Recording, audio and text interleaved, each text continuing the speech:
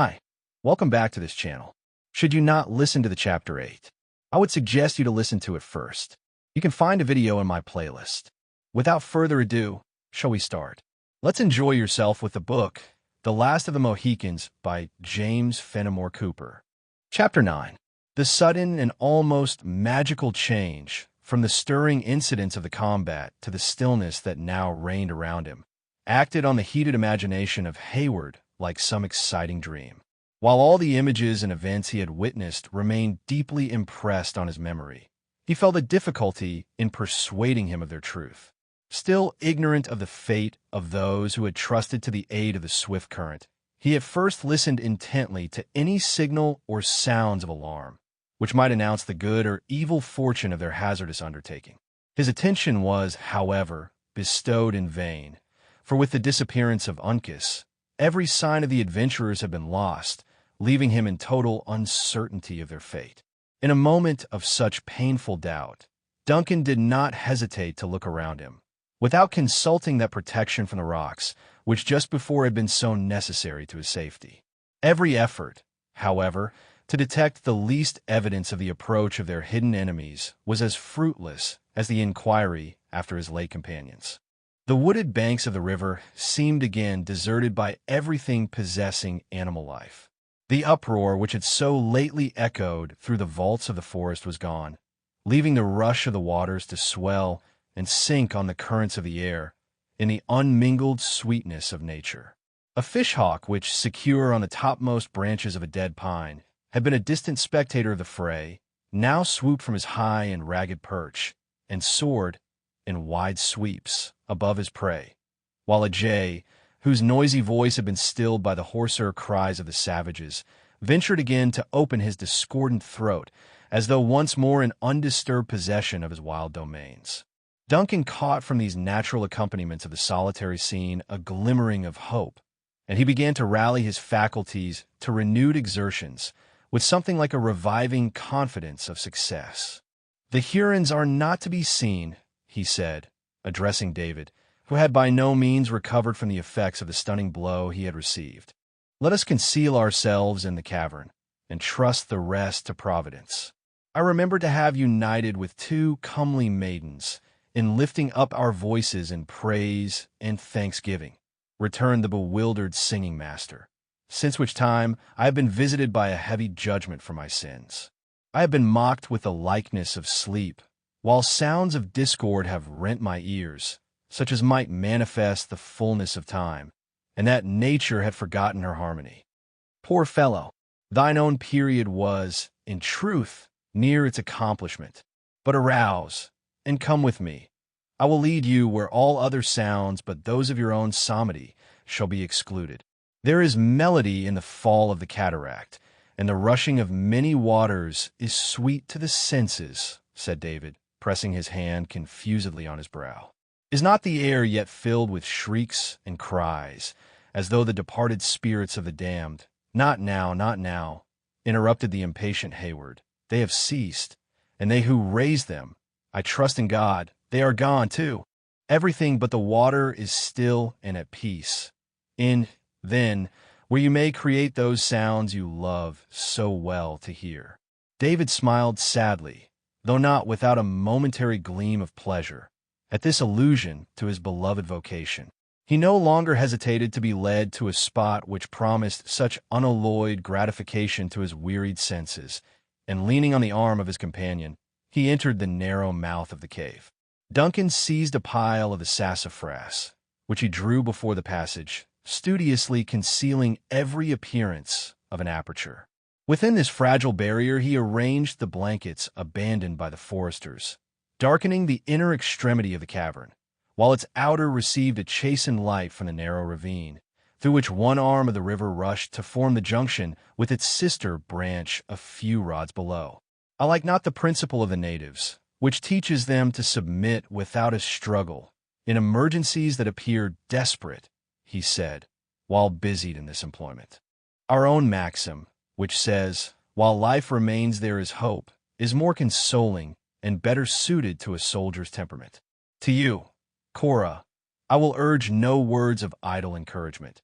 Your own fortitude and undisturbed reason will teach you all that may become your sex. But cannot we dry the tears of that trembling weeper on your bosom?"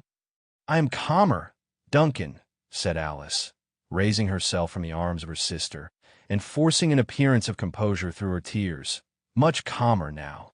Surely, in this hidden spot we are safe. We are secret, free from injury. We will hope everything from those generous men who have risked so much already in our behalf." "Now does our gentle Alice speak like a daughter of Munro?" said Hayward, pausing to press her hand as he passed toward the outer entrance of the cavern. With two such examples of courage before him, a man would be ashamed to prove other than a hero. He then seated himself in the center of the cavern, grasping his remaining pistol with a hand convulsively clenched, while as contracted and frowning eye announced the sullen desperation of his purpose. "The Hurons, if they come, may not gain our position so easily as they think," he slowly muttered, and propping his head back against the rock, he seemed to await the result in patience, though his gaze was unceasingly bent on the open avenue to their place of retreat. With the last sound of his voice, a deep, a long, and almost breathless silence succeeded. The fresh air of the morning had penetrated the recess, and its influence was gradually felt on the spirits of its inmates. As minute after minute passed by, leaving them in undisturbed security, the insinuating feeling of hope was gradually gaining possession of every bosom, though each one felt reluctant to give utterance to expectations that the next moment might so fearfully destroy. David alone formed an exception to these varying emotions. A gleam of light from the opening crossed his wan countenance, and fell upon the pages of the little volume, whose leaves he was again occupied in turning, as if searching for some song more fitted to their condition than any that had yet met their eye. He was, most probably, acting all this time under a confused recollection of the promised consolation of Duncan. At length, it would seem, his patient industry found its reward, for without explanation or apology, he pronounced aloud the words, "Isle of Wight," drew a long, sweet sound from his pitch pipe, and then ran through the preliminary modulations of the air whose name he had just mentioned with the sweeter tones of his own musical voice. "May not this prove dangerous?" asked Cora, glancing her dark eye at Major Hayward. "Poor fellow! His voice is too feeble to be heard above the din of the falls," was the answer. "Beside, the cavern will prove his friend. Let him indulge his passions, since it may be done without hazard." "Isle of Wight," repeated David, looking about him with that dignity with which he had long been wont to silence the whispering echoes of his school. "'Tis a brave tune, and set to solemn words. Let it be sung with meet respect." After allowing a moment of stillness to enforce his discipline, the voice of the singer was heard, in low, murmuring syllables, gradually stealing on the ear, until it filled the narrow vault with sounds rendered trebly thrilling by the feeble and tremulous utterance produced by his debility. The melody, which no weakness could destroy, gradually wrought its sweet influence on the senses of those who heard it. It even prevailed over the miserable travesty of the Song of David, which the singer had selected from a volume of similar effusions, and caused the sense to be forgotten in the insinuating harmony of the sounds. Alice unconsciously dried her tears and bent her melting eyes on the pallid features of Gamut, with an expression of chastened delight that she neither affected or wished to conceal. Cora bestowed an approving smile on the pious efforts of the namesake of the Jewish prince, and Hayward soon turned his steady, stern look from the outlet of the cavern to fasten it, with a milder character, on the face of David, or to meet the wandering beams which at moments strayed from the humid eyes of Alice. The open sympathy of the listeners stirred the spirit of the votary of music, whose voice regained its richness and volume, without losing that touching softness which proved its secret charm. Exerting his renovated powers to their utmost, he was yet filling the arches of the cave with long and full tones, when a yell burst into the air without, that instantly stilled his pious strains, choking his voice suddenly, as though his heart had literally bounded into the passage of his throat. "Are lost!" exclaimed Alice, throwing herself into the arms of Cora. "Not yet, not yet," returned the agitated but undaunted Hayward. The sound came from the center of the island, and it has been produced by the sight of their dead companions. We are not yet discovered, and there is still hope. Faint and almost despairing as was the prospect of escape, the words of Duncan were not thrown away, for it awakened the powers of the sisters in such a manner that they awaited the results in silence. A second yell soon followed the first, when a rush of voices was heard pouring down the island, from its upper to its lower extremity, until they reached the naked rock above the caverns, where, after a shout of savage triumph, the air continued full of horrible cries and screams, such as man alone can utter, and he only when in a state of the fiercest barbarity. The sounds quickly spread around them in every direction. Some called to their fellows from the water's edge, and were answered from the heights above. Cries were heard in the startling vicinity of the chasm between the two caves, which mingled with hoarser yells that arose out of the abyss of the deep ravine. In short, so rapidly had the savage sounds diffused themselves over the barren rock, that it was not difficult for the anxious listeners to imagine they could be heard beneath, as in truth they were above on every side of them. In the midst of this tumult, a triumphant yell was raised within a few yards of the hidden entrance to the cave. Hayward abandoned every hope, with the belief it was the signal that they were discovered. Again the impression passed away, as he heard the voices collect near the spot where the white man had so reluctantly abandoned his rifle. Amid the jargon of Indian dialects that he now plainly heard, it was easy to distinguish not only words, but sentences in the patois of the Canadas. A burst of voices had shouted simultaneously, "La Long Carabin," causing the opposite woods to re-echo with a name which, Hayward well remembered, had been given by his enemies to a celebrated hunter and scout of the English camp, and who, he now learned for the first time, had been his late companion. "La Long Carabin, La Long Carabin," passed from mouth to mouth, until the whole band appeared to be collected around a trophy which would seem to announce the death of its formidable owner. After a vociferous consultation, which was at times deafened by bursts of savage joy, they again separated, filling the air with the name of a foe, whose body, Hayward could collect from their expressions, they hoped to find concealed in some crevice of the island. "Now," he whispered to the trembling sisters, "now is the moment of uncertainty. If our place of retreat escape this scrutiny, we are still safe.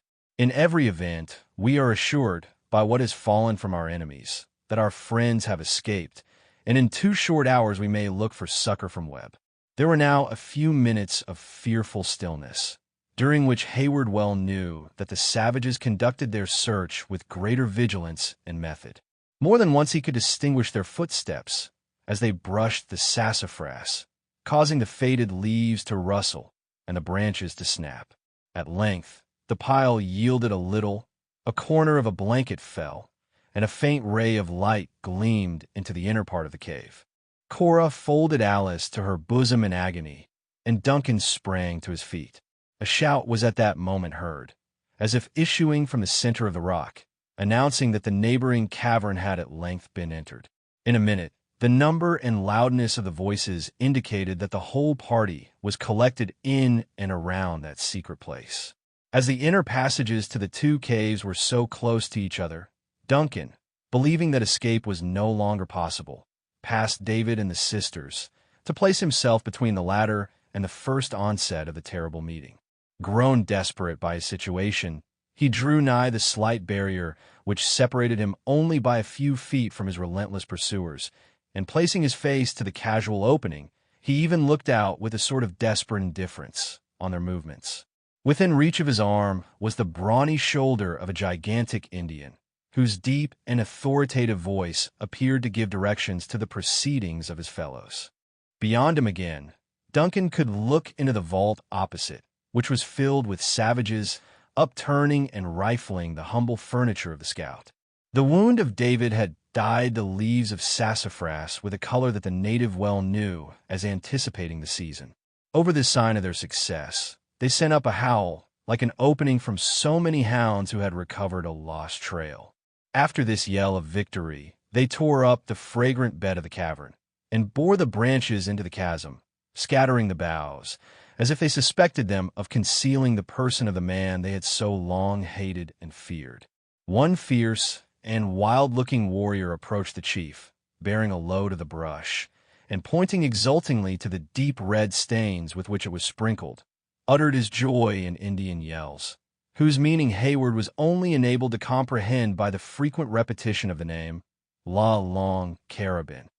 When his triumph had ceased, he cast the brush on the slight heap Duncan had made before the entrance of the second cavern, and closed the view. His example was followed by others, who, as they drew the branches from the cave of the scout, threw them into one pile, adding unconsciously to the security of those they sought. The very slightness of the defense was its chief merit, for no one thought of disturbing a mass of brush, which all of them believed, in that moment of hurry and confusion, had been accidentally raised by the hands of their own party. As the blankets yielded before the outward pressure, and the branches settled in the fissure of the rock by their own weight, forming a compact body, Duncan once more breathed freely. With a light step and lighter heart, he returned to the center of the cave, and took the place he had left, where he could command a view of the opening next the river. While he was in the act of making this movement, the Indians, as if changing their purpose by a common impulse, broke away from the chasm in a body, and were heard rushing up the island again, toward the point whence they had originally descended. Here another wailing cry betrayed that they were again collected around the bodies of their dead comrades.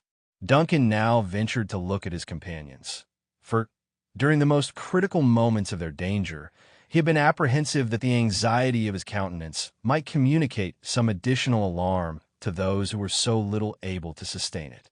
"They are gone, Cora," he whispered. "Alice, they are returned whence they came, and we are saved. To heaven, that has alone delivered us from the grasp of so merciless an enemy, be all the praise." "Then to heaven will I return my thanks," exclaimed the younger sister, rising from the encircling arm of Cora, and casting herself with enthusiastic gratitude on the naked rock.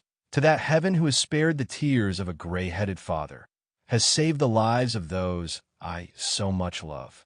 Both Hayward and the more temperate Cora witnessed the act of involuntary emotion with powerful sympathy, the former secretly believing that piety had never worn a form so lovely as it had now assumed in the youthful person of Alice.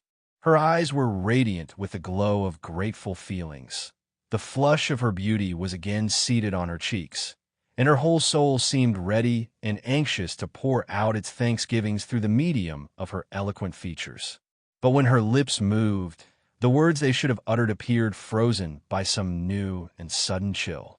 Her bloom gave place to the paleness of death. Her soft and melting eyes grew hard and seemed contracting with horror, while those hands which she had raised, clasped in each other, toward heaven, dropped in horizontal lines before her, the fingers pointed forward in convulsed motion. Hayward turned the instant she gave a direction to his suspicions, and peering just above the ledge which formed the threshold of the open outlet of the cavern, he beheld the malignant, fierce and savage features of Le Renard Subtle. In that moment of surprise, the self-possession of Hayward did not desert him. He observed by the vacant expression of the Indian's countenance that his eye, accustomed to the open air, had not yet been able to penetrate the dusky light which pervaded the depth of the cavern. He had even thought of retreating beyond a curvature in the natural wall, which might still conceal him and his companions, when by the sudden gleam of intelligence that shot across the features of the savage, he saw it was too late, and that they were betrayed. The look of exultation and brutal triumph which announced this terrible truth was irresistibly irritating. Forgetful of everything but the impulses of his hot blood, Duncan leveled his pistol and fired. The report of the weapon made the cavern bellow like an eruption from a volcano, and when the smoke it vomited had been driven away before the current of air which issued from the ravine, the place, so lately occupied by the features of his treacherous guide, was vacant. Rushing to the outlet, Hayward caught a glimpse of his dark figure stealing around a low and narrow ledge, which soon hid him entirely from sight. Among the savages, a frightful stillness succeeded the explosion, which had just been heard bursting from the bowels of the rock. But when Le Renard raised his voice in a long and intelligible whoop, It was answered by a spontaneous yell from the mouth of every Indian within hearing of the sound. The clamorous noises again rushed down the island, and before Duncan had time to recover from his shock, his feeble barrier of brush was scattered to the winds. The cavern was entered at both its extremities, and he and his companions were dragged from their shelter and borne into the day, where they stood surrounded by the whole band of the triumphant Hurons. End of Chapter 9. Should you want to continue to Chapter 10, please proceed to the next video. Thank you for taking the time to listen to this book. I hope you enjoyed it. Don't forget to like and subscribe to our channel for more. Thank you.